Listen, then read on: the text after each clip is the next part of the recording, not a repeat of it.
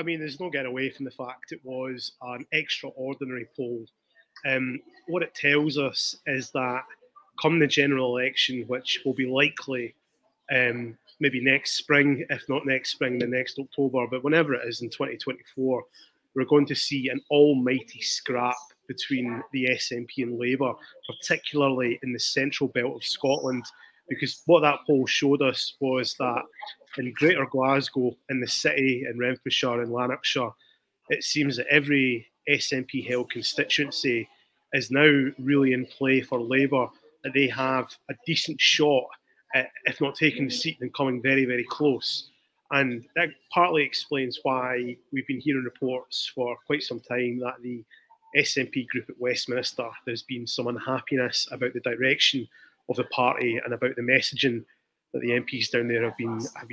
asked to get on board with. That obviously led to Ian Blackford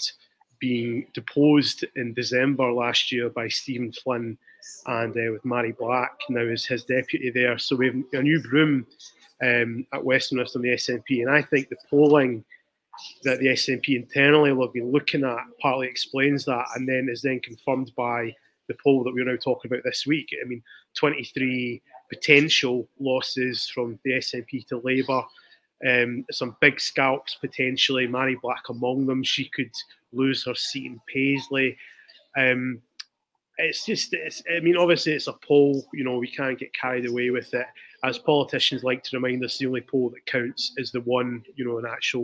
on election day itself, and there's a lot of water to flow under the bridge between now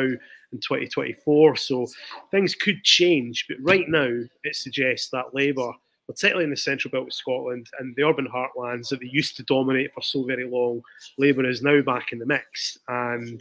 there will be quite a few SNP MPs who will be feeling a bit uncomfortable with that poll out this week.